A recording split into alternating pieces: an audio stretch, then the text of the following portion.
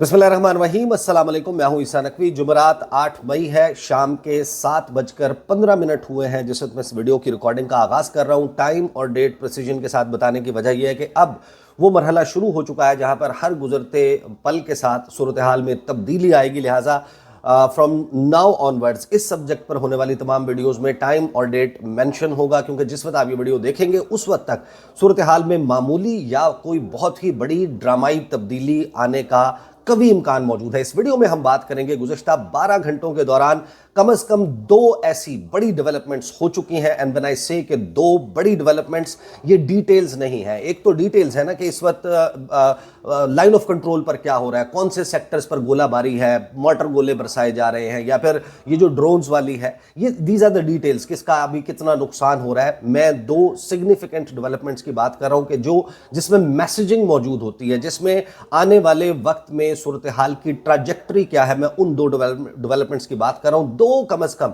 ऐसी डेवलपमेंट्स हो चुकी हैं जिसने पाकिस्तान और इंडिया के दरमियान जो हालिया कशीदगी है, या आप इसको एक लिमिटेड बैटल का नाम दें, आप इसको मिनी वॉर का नाम दें, इस कशीदगी को अब उस खतरनाक तरीन मरहले में दाखिल कर दिया है जहां पर एक छोटी सी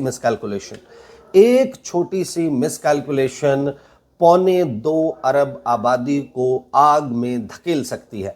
और ये डेवलपमेंट्स काइनेटिक डोमेन में भी है और डिप्लोमेटिक डोमेन में भी है। जो मैसेजिंग है वो बड़ी इंपॉर्टेंट है, और अगले 24 घंटों में, and we are not talking about 1 महीने बाद, कई हफ्ते बाद, अगले 24 घंटों में जिस ट्रैजेक्टरी पर मामलात चल रहे हैं, अगर ये डिफ्यूज नहीं होते तो मंजरनामा 24 घंटों के बाद वो होगा जो कम से कम अब नहीं है। क्या कुछ हो रहा है इस वक्त, इसके हवाले से जो है वो मैं तफसीलात और ख़ासतौर पर जो मैसेजिंग है वो हो रही है। एक चीज़ ज़हन में रखिएगा कि जब जंग होती है, जंग में तबाही होती है, बर्बादी होती है, और ऐसा नहीं है। जब हम इंडिया और पाकिस्तान की बात कर रहे हैं, दोनों ममालिक ज़ाहिर है कि जब जंग होती है तो जो भी अफवाज हैं, जो भी रियासत है जो उसमें इन्वॉल्व है, वो अपने लोगों का हौसला बढ़ाने के लिए अपनी फतूहात को ज़्यादा बढ़ा चढ़ा कर और दूसरे की फतूहात को निगेट करती हुई नज़र आती है। और जाहिर है कि हम बात करें इंडिया और पाकिस्तान की, जो ग्लोबल फायर पावर इंडेक्स में टॉप 10 में शामिल है, यानी दुनिया के 10 पोटेंट तरीन मुल्क जो अपने दिफा की और दूसरे पर हमला करने की भरपूर सलाहियत रखते हैं, ऐसे ममालिक की बात हो रही है। तो जाहिर है कि जब नुकसान हो रहा होगा तो सिर्फ इंडिया पाकिस्तान का नुकसान नहीं कर सकता, जो यहाँ से नुकसान होगा वो भी बहुत बड़ा नुकसान होगा। और इसकी सबसे वाज़ेह दलील जो हमने देखी कि जो 6 और 7 मई की दरमियानी रात ऑपरेशन सिंदूर लॉन्च किया गया, इंडिया ने सक्सेसफुली सिविलियन टारगेट्स को निशाना बनाया।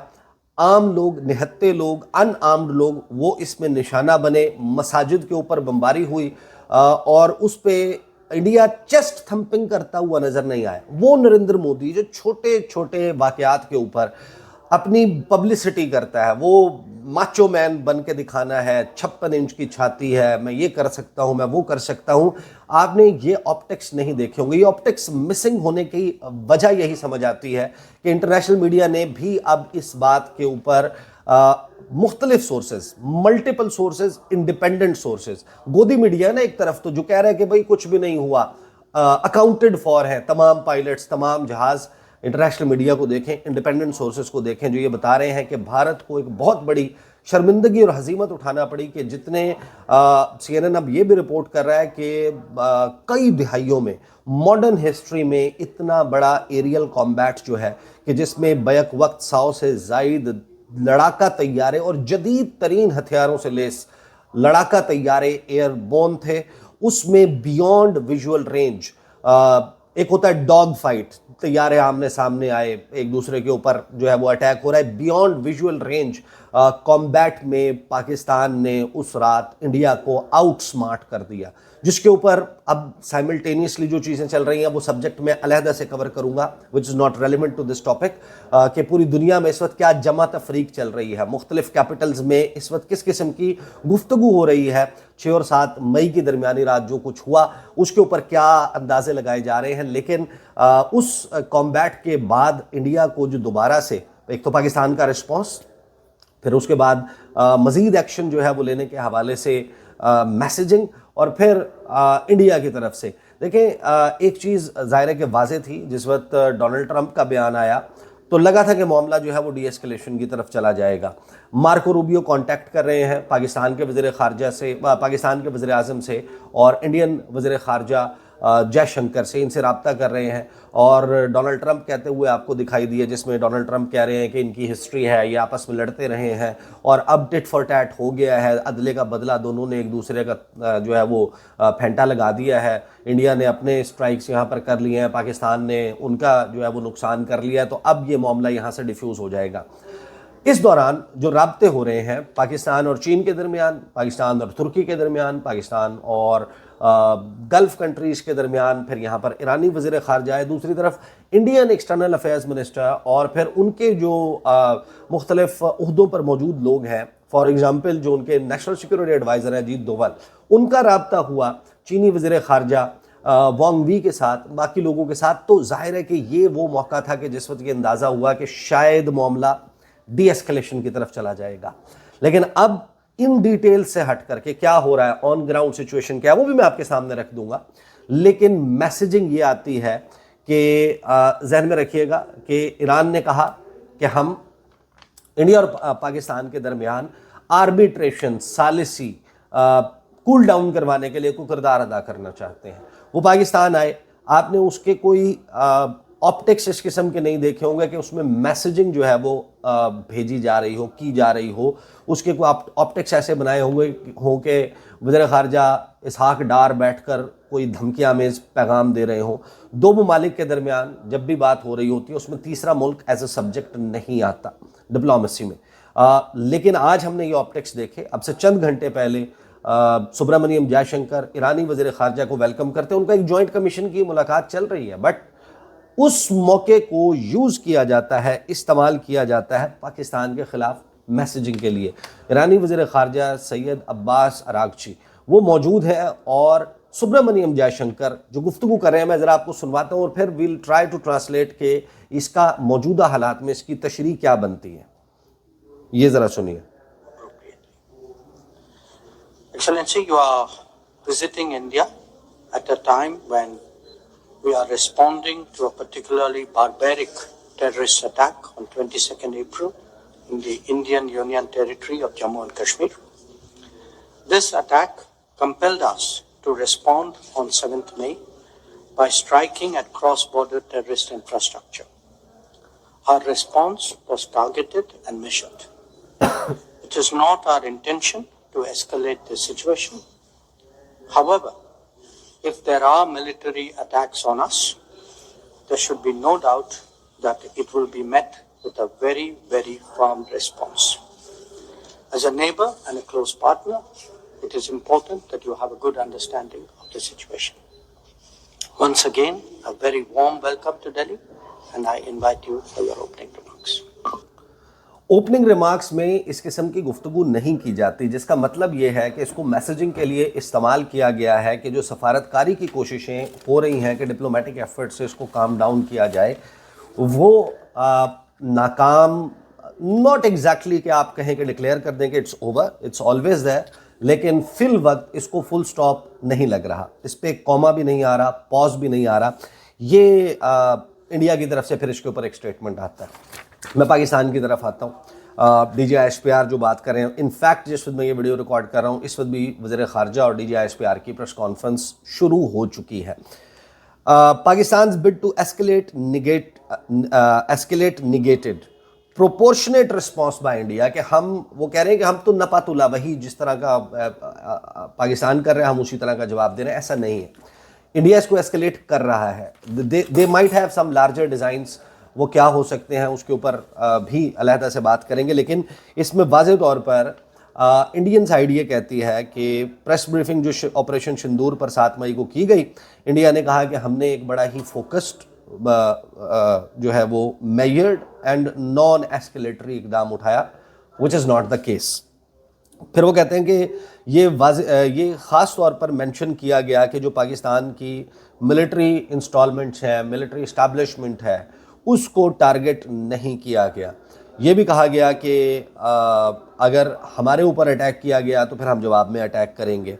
फिर वो 7 और 8 की दरमियानी रात कहते हैं कि पाकिस्तान ने a number of military targets engage किए नॉर्दर्न पार्ट में, वेस्टर्न पार्ट में इंडिया के, उसमें अवंतीपुरा, श्रीनगर, जम्मू, पठानकोट, अमृतसर, कपूरथला, जालंधर, लुधियाना, आदमपुर, भटिंडा, चंडीगढ़, फिर उत्तरलाई, बोझ, ये एरियाज़ हैं जहाँ पर ड्रोन्स और मिसाइल्स के ज़रिए इंडिया ने कहा कि अटैक किया गया पाकिस्तान की तरफ से।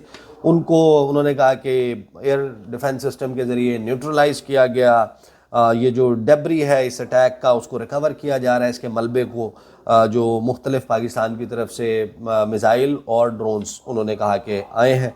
फिर उन्होंने कहा कि इंडियन आर्म फोर्सेस दोबारा से कहती हैं कि हम पुरज़्म हैं, नॉन एस्केलेशन कशीदगी को बढ़ावा नहीं देना चाहते, provided it is respected by the Pakistani military, कि अगर पाकिस्तान की मिलिट्री, तो इसमें इंडिया की तरफ से ये मैसेज है। लेकिन दूसरी तरफ हम मैसेज क्या देख रहे हैं कि पाकिस्तान में, अच्छा एक सवाल में और सेपरेटली मैंने कुछ लोगों से रब्ता किया, बात की कि ये जो ड्रोन्स आए हैं, इन ड्रोन्स का क्या मकसद था, ये क्यों आए हैं, क्या ये डिटेक्ट नहीं हुए, इनको इंगेज क्यों नहीं किया गया, इनको फड़काया क्यों नहीं गया, इनको टारगेट क्यों नहीं किया गया, इनको न्यूट्रलाइज क्यों नहीं किया गया, तमाम के तमाम ये इतने अंदर कैसे आ गए। For example Rawalpindi, Walton, Pakistan के मुख्तलिफ शहरों में, यानी कि डिटेल्स हैं हमारे सामने कि पहले मैं बल्कि आपको सुनवा देता हूँ। DGISPR ने जो इसके ऊपर गुफ्तगू की, उसमें उन्होंने इसकी कुछ डिटेल्स बताई। अफसोस से एक ड्रोन जोन सा है, it manage to engage a military target near Lahore, जिसमें हमारे अफवाज पाकिस्तान फौज के 4 फर्द जख्मी भी हुए हैं और इक्विपमेंट को माइनर डैमेज भी हुआ है। अच्छा, 6-7 और 7-8 की दरमियानी शर्म जो कुछ हुआ, उसके बाद मामला डीएस्केलेशन की तरफ नहीं जा रहा। चीज़ें जो है वो आगे बढ़ रही हैं। जो डिटेल्स सामने आई कि 25 इसराइली साख्ता हिरॉप ड्रोन जो हैं वो पाकिस्तान की तरफ से गिराए गए हैं। 7 और 8 मई को भारत ने एक बार फिर दरअंदाजी की कोशिश की। लाहौर, गुजरांवाला, चकवाल में ड्रोन्स को नाकारा बनाया गया। बहावलपुर, मियांवाली, कराची, छोर में भी ड्रोन्स को नाकारा बनाया गया। अटक में ड्रोन्स को नाकारा बनाया गया। लाहौर में 4 अफसरान जो हैं वो ज़ख्मी हुए। फिर मियानू सिंध में एक शहरी शहीद हुआ। फिर उन्होंने कहा कि पाकिस्तान की अफवाज पूरी तरह चौकन्ना है, जवाब देने की भरपूर सलाहियत रखते हैं। मुख्तलिफ हिरोप ड्रोन्स का मलबा जो है पाकिस्तान भर में वो उठाया जा रहा है। सखर, रहीम यार खान में 2 भारतीय ड्रोन्स जो हैं वो गिराए गए हैं। फिर उसमें तकारीर हैं, कुछ डिटेल्स हैं जो इस वक्त शेयर की जा रही हैं। बट अब फ्रेंड मैसेज इस वक्त ये आ रहा है, देखें इसने मामले ने एट द एंड आखिरकार एक वक्त पर टेबल पर आना है। जितना जल्दी ये मेज़ के ऊपर आ जाए, मामला जो है वो डीएस्केलेशन की तरफ चला जाए, इंडिया के लिए भी बेहतर है। बहुत सारे लोगों को लगता है कि हमें पाकिस्तान को जनाब पाकिस्तान जो है वो सह नहीं सकता इस जंग को। जंग के डायनामिक्स शायद थोड़ा सा नहीं बल्कि बहुत ज़्यादा मुख्तलिफ होते हैं। इंडिया को हमसे ज़्यादा जंग सूट नहीं करती, हमें जंग सूट नहीं करती, दुनिया में किसी मुल्क को जंग सूट नहीं करती। लेकिन मौजूदा सूरत हाल में पाकिस्तान का जो नुकसान है वो अपनी जगह।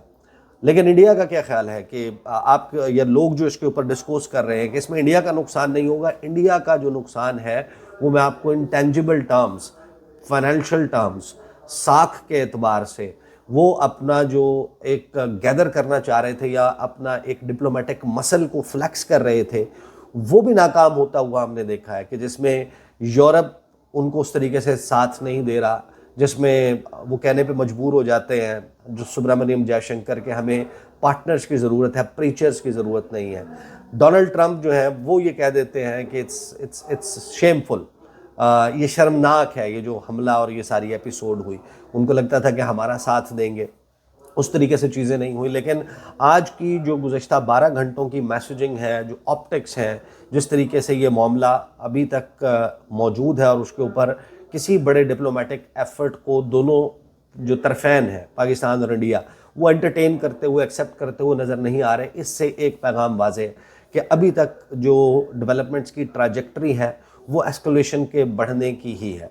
और जो मज़ीद कुछ ऐसे स्टेप्स हुए हैं जो मैं आपके सामने इंशाल्लाह अगले वीडियो में रखूँगा, क्योंकि अभी थोड़ी देर में मुझे अपना प्रोग्राम करना है न्यूज़ 1 पर 8 बजे। उसके फ़ौरन बाद मैं दोबारा इंशाल्लाह अपेयर होऊंगा और मैं आपके सामने तफसीलात रखूँगा कि इस वक्त कौन सी ऐसी चीज़ें हैं, इंडिकेशंस हैं जो ये बता रही हैं कि अभी मामले के ठंडा होने का मुस्तकबिल यानी करीब में, और मुस्तकबिल करीब से मुराद कई दिन नहीं है, अगले 36 घंटे, 48 घंटे, 72 घंटे, 96 घंटे, उनमें इनका कूल डाउन होने का इम्कान नहीं है। और ये क्वेश्चन ज़रूर एड्रेस करेंगे कि आखिर ये ड्रोन्स किस तरीके से पहुँच रहे हैं, क्यों पहुँच रहे हैं। बहुत सारे लोगों के जहनों में सवाल है कि जब वो हमारी फ़िज़ाई हदूद में दाखिल होने से पहले ये फ़िज़ा में मौजूद थे तो उनको वहाँ पर क्यों नहीं मार गिराया गया। इसके ऊपर बहुत सवालात हो रहे हैं। बट टुवर्ड्स द एंड एक चीज़ मैं ज़रूर कहना चाहता हूँ कि जो ट्रस्टेबल सोर्सेज ऑफ इंफॉर्मेशन है, जो आपको ऑफिशियली कम्युनिकेट किए जा रहे हैं, उनके ऊपर ज़रूर ट्रस्ट करें, मोहतात ज़रूर रहें। इस वक्त जो पाकिस्तान के मौजूदा हालात हैं, इसमें सिचुएशन ऐसी है कि जिसमें अडयाला जेल के बाहर जो हो रहा है ये नहीं होना चाहिए। इस पे अली अमीन गंडापुर, आज जिस तरीके से शाहिद खटक, वो जो विजुअल सामने आए हैं, they are quite unfortunate. Right now पूरे मुल्क को यूनाइटेड होने की ज़रूरत है, जिसके लिए फिल वक्त हुकूमत नहीं नज़र आती कि वो चाहती है कि उस तरफ जाए। लोग हैं उनको इस वक्त ट्रस्टेबल सोर्सेज ऑफ इंफॉर्मेशन के ऊपर रिलाई करने की ज़रूरत है।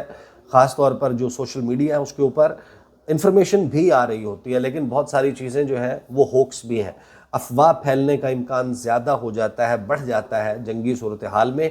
और मौजूदा सूरत हाल में जो हुकूमत की परफॉर्मेंस है, हुकूमत को इससे क्या बेहतर करना चाहिए था। हमारे वज़ीर ख़ारजा या वज़ीर दिफ़ा जिस वक्त ख़ास तौर पर ख्वाजा आसिफ साहब जब बैठ रहे हैं इंटरनेशनल मीडिया पर, उनको शायद ज़्यादा ब्रीफिंग लेने की ज़रूरत है। He should be in the know of what's going on. अगर कोई उनसे सवाल किया जाता है कि आपके पास सबूत क्या है, तो उसके ऊपर आपको ब्लैक नहीं होना। इंटरनेशनल मीडिया पर बैठा हुआ कोई शख्स इस तरीके से आपसे ये सबूत मांग नहीं सकता कि आपने कहाँ से असलहा लिया है, आप कहाँ से परचेजिंग करते हैं। तो इसके जवाबात भी शायद थोड़ा सा बेहतर देने की ज़रूरत थी। बहरहाल अगली वीडियो में इंशाल्लाह आपके सामने मज़ीद तफसीलात के साथ हाज़िर होऊंगा। अब तक के लिए इतना ही, इजाज़त दीजिए। अल्लाह हाफ़िज़।